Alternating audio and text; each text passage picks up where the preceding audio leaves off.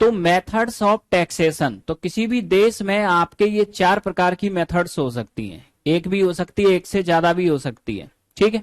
तो methods of taxation में पहली होती है प्रोग्रेसिव यानी प्रगतिशील। तो प्रोग्रेसिव मेथड क्या होती है, जैसे जैसे लोगों की इनकम बढ़े उनका टैक्स रेट बढ़ाते जाओ, ठीक। जैसे कि इंडिया में इनकम टैक्स अगर हम देखें तो 5 लाख तक की इनकम पे कोई टैक्स नहीं है, 5 से 7.5 लाख 10%, 7.5 से 10 लाख 15%, 10 से 12.5 लाख 20%, 12.5 से 15 लाख 25% और 15 लाख है उससे ऊपर 30%।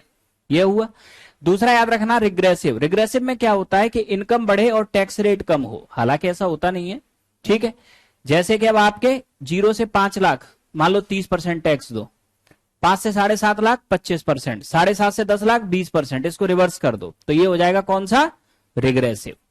अब यहां होता क्या है कि यहां टैक्स रेट के सापेक्ष तो कम नहीं होता है।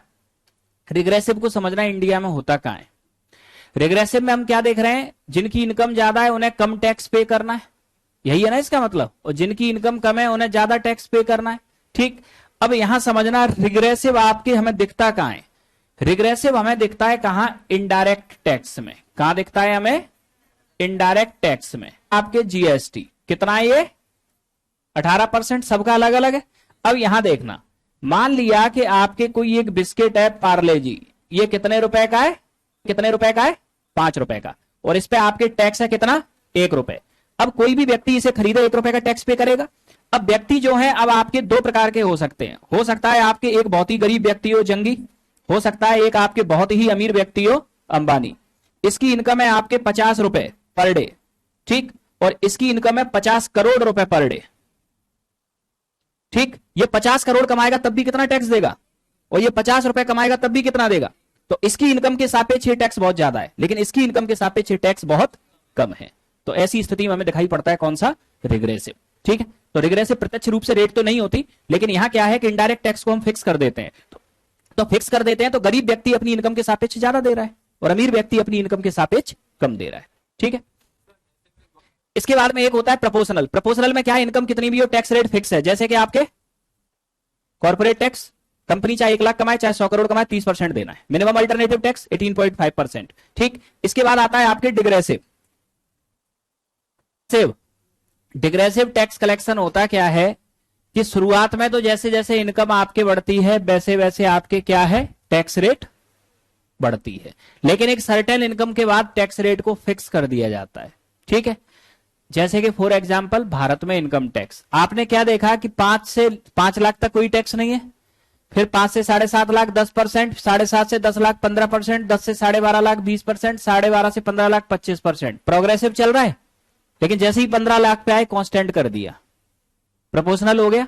तो डिग्रेसिव का मतलब जब हम पहले प्रोपोर्शनल लगाएं और एक इनकम के बाद में पहले प्रोग्रेसिव लगाएं और एक सर्टेन लेवल इनकम के बाद उसे प्रोपोर्शनल कर दें, ठीक। इसे कहते हैं हम डिग्रेसिव टैक्स रेट, ठीक है।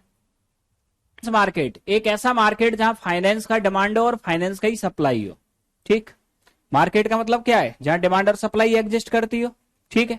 तो हम जैसे कहें गोल्ड मार्केट, किसे कहेंगे, जहां गोल्ड की डिमांड हो गोल्ड की सप्लाई हो। इलेक्ट्रॉनिक मार्केट, जहां इलेक्ट्रॉनिक गुड्स की डिमांड हो और इलेक्ट्रॉनिक गुड्स की सप्लाई हो। कपड़ा बाजार, जहां कपड़े की डिमांड हो कपड़े की सप्लाई हो। तो फाइनेंस मार्केट, जहां फाइनेंस की डिमांड हो फाइनेंस की सप्लाई हो। फाइनेंस की डिमांड कौन करेगा, बोरोवर, जिसे पैसे की जरूरत होगी। सप्लाई कौन करेगा, जिसके पास सरप्लस पैसा पड़ा है, लेंडर, ठीक है। तो बोरोवर और लेंडर इन दोनों को मिला के बनेगी कौन सी market, finance market. Money borrower और मनी लेंडर, ठीक। फाइनेंस मार्केट को हम ड्यूरेशन और कार्य करने की अवधि या कार्य करने के तरीके के आधार पर, ड्यूरेशन मतलब कितने ड्यूरेशन के लिए पैसा चाहिए, और यहां काम किस आधार पर होगा, इस आधार पर हम 2 पार्ट में डिवाइड करते हैं, एक मनी मार्केट और एक कैपिटल मार्केट। मनी मार्केट वह मार्केट होती है जहां फाइनेंस का जो लेन देन होता है वो शॉर्ट टर्म होता है, लेस देन 1 ईयर, ठीक है, सामान्यतः, ठीक है। और कैपिटल मार्केट वह मार्केट होती है जहां फाइनेंस का जो लेन देन होता है वो होता है लॉन्ग टर्म यानी मोर देन 1 ईयर, ठीक। लेकिन इसका मतलब ये नहीं है कि सारे के सारे लेन देन मनी मार्केट, ठीक। लेकिन इसका मतलब ये नहीं है कि सारे के सारे लेन देन मनी मार्केट में शॉर्ट टर्म होंगे या सारे के सारे लेन देन कैपिटल मार्केट में लॉन्ग टर्म होंगे। ये शॉर्ट टर्म, मिडिल टर्म और लॉन्ग टर्म कुछ भी हो सकते हैं, लेकिन डेफिनेशन में ऐसा बताया जाता है। अब दूसरा यहां कार्य करने का आधार क्या है, मनी मार्केट से आपको पैसा चाहिए तो आपको पैसा मिलेगा किस ग्राउंड पे, क्रेडिट रेटिंग। जब बैंक में आप लोन लेने जाते हो ना, बैंक आपकी क्रेडिट रेटिंग, क्रेडिट स्कोर देखती है, ठीक। 900 का एक स्टैंडर्ड क्रेडिट स्कोर होता है, उसमें 750 से ऊपर अगर आपका है तो ही इजीली लोन मिलेगा। तो क्रेडिट रेटिंग का मतलब क्या होता है? क्रेडिट रेटिंग का मतलब होता है किसी पर्सन, किसी कंपनी की कर्ज लेने की क्षमता और उसे रिपे करने की क्षमता का आकलन। क्या आप जितना कर्ज मांग रहे हो क्या उसे सच में रिपे कर पाओगे? ठीक, अब आपने तो बैंक में जाके बोल दिया 1 करोड़ दे दो, तो ऐसे कैसे दे देगी बैंक? बैंक ने दे दिया तो आप वापस ही ना कर पाए। ठीक, तो यहां आपके क्रेडिट रेटिंग के ग्राउंड पे काम होता है। बैंक जब भी आपके क्या है आपको लोन देगी तो पहले आपकी क्रेडिट रेटिंग देखेगी कि आप जो लोन ले रहे हो उसे वापस कर भी पाओगे या नहीं। ठीक है, दूसरा याद रखना आपके लॉन्ग टर्म, याद रखना आपके लॉन्ग टर्म कैपिटल मार्केट में जो काम होता है वो आपके होता है सिक्योरिटी के आधार पे। सिक्योरिटी यानी कि आपके वचन पत्र। ठीक, जैसे कि आपके रिलायंस ने आपसे 5 लाख रुपए लिए तो रिलायंस कहेगा कि हम आपको ये वचन पत्र देते हैं, ठीक, कि हम 1 साल बाद आपको 6 लाख रुपए वापस कर देंगे। ठीक, ये क्या हो गया? रिलायंस ने एक कागज पे लिख के दे दिया और यही कागज कहलाता है बॉन्ड या डिवेंचर। बॉन्ड और डिवेंचर और शेयर ये सब क्या होता है? सिक्योरिटी। एक पेपर पे ही तो लिखा हुआ है ये। ठीक है, तो अब यहां क्या है आपके कि ये जो आपके कैपिटल मार्केट है यहां जो कार्य होता है वो सिक्योरिटी यानी प्रतिभूति के आधार पर होता है। प्रतिभूति मतलब कंपनी का प्रॉमिस, कि हम प्रॉमिस करते हैं कि आपको इतने समय में ये पैसा इतने इंटरेस्ट के साथ आपको रिटर्न कर देंगे। ठीक है, तो अब यहां आपके सिक्योरिटीज के आधार पर जो लेन देन करती है वो करती है कंपनी, संस्थाएं, क्योंकि इंडिविजुअल व्यक्ति का प्रॉमिस नहीं होगा, यहां कंपनीज का प्रॉमिस चलता है। ठीक है, तो इसी प्रॉमिसरी नोट को हम बॉन्ड भी कह देते हैं, डिवेंचर भी कह देते हैं और शेयर भी कह देते हैं। ठीक है, तो आपके यहां जो कार्य होता है कैपिटल मार्केट में ये सिक्योरिटी यानी कि प्रतिभूति के आधार पर होता है, इसलिए हम आपके कैपिटल मार्केट को सिक्योरिटीज मार्केट या प्रतिभूति बाजार भी कहते हैं। ठीक है, तो मनी मार्केट में क्रेडिट रेटिंग पे पैसा मिलता है और कैपिटल मार्केट में सिक्योरिटी के आधार पे पैसा मिलता है। मनी मार्केट आपके इसमें 2 प्रकार के ऑर्गेनाइजेशन होते हैं, तो आपको 2 चीजें तो समझ में आ गई मनी मार्केट में। पहला तो ये शॉर्ट टर्म पैसा देते हैं और दूसरा ये क्रेडिट रेटिंग देख के पैसा देते हैं। ठीक है, अब यहां याद रखना कि यहां मनी मार्केट में 2 प्रकार के ऑर्गेनाइजेशन होते हैं, एक ऑर्गेनाइज्ड और एक अनऑर्गेनाइज्ड। ठीक है, ऑर्गेनाइज्ड ऑर्गेनाइजेशन वे होते हैं जो किसी एक्ट के तहत गठित होते हैं। ठीक है, अनऑर्गेनाइज्ड ऑर्गेनाइजेशन वे होते हैं जो किसी एक्ट के तहत गठित नहीं होते। ऑर्गेनाइज्ड ऑर्गेनाइजेशन के काम करने के अपने स्पेसिफिक रूल्स एंड रेगुलेशन होंगे, लेकिन अनऑर्गेनाइज्ड के काम करने के अपने स्पेसिफिक रूल्स एंड रेगुलेशन नहीं होंगे। ठीक है, अब अनऑर्गेनाइज्ड में कौन आता है? लोकल मनी लेंडर्स, जो देसी साहूकार महाजन होते हैं, जो ब्याज का धंधा करते हैं ना आपके, ये आते हैं इसमें।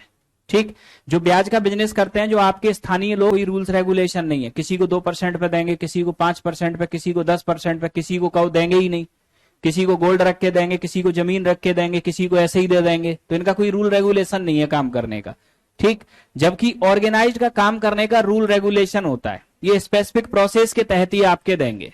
ठीक है, अब ऑर्गेनाइज्ड में आपके आते हैं bank and NBFC, non banking financial corporation.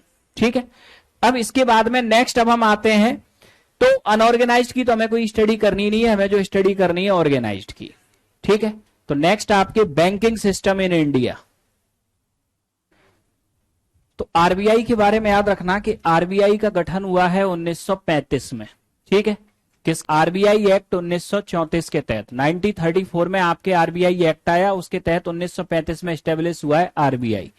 दूसरा याद रखना कि आरबीआई का ऑफिस 1935 में पहले कैलकाटा खोला गया था, 1937 में उसे मुंबई शिफ्ट कर दिया गया। तीसरा याद रखना कि आरबीआई 5 करोड़ की प्राइवेट कैपिटल से ओपन हुआ। ठीक, यानी कि पहले ये प्राइवेट बॉडी थी। 1949 में गवर्नमेंट ने इसका नेशनलाइजेशन कर दिया। नेशनलाइजेशन का मतलब किसी प्राइवेट प्रॉपर्टी को राष्ट्र की संपत्ति घोषित कर देना, ये होता है नेशनलाइजेशन। ठीक, तो 1949 में आरबीआई का नेशनलाइजेशन हुआ। अब आरबीआई बैंकों के कार्य करने के रूल्स रेगुलेशन बिल्कुल अलग अलग थे।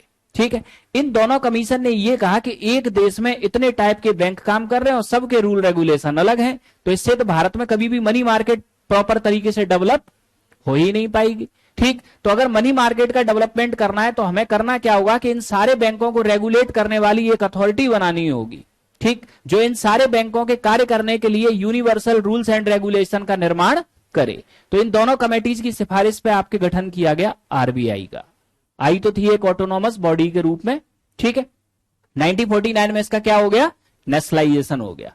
इसके बाद में नेक्स्ट याद रखना, आरबीआई भारत का फेडरल बैंक है, ठीक, और supreme regulatory authority of money market or banking system in India. Bharat में आपके मनी मार्केट की सबसे बड़ी रेगुलेटरी अथॉरिटी है आरबीआई, ठीक। आरबीआई के पहले गवर्नर थे कौन, ऑसबर्न स्मिथ, पहले इंडियन गवर्नर थे सीडी देशमुख, प्रेजेंट गवर्नर कौन है, दास। आरबीआई के गवर्नर का कार्यकाल होता है 3 साल। आरबीआई के ऑर्गेनाइजेशन में 1 गवर्नर और 4 डिप्टी गवर्नर होते हैं, ध्यान रखना, ठीक है। इसे नोट करेंगे हम अगली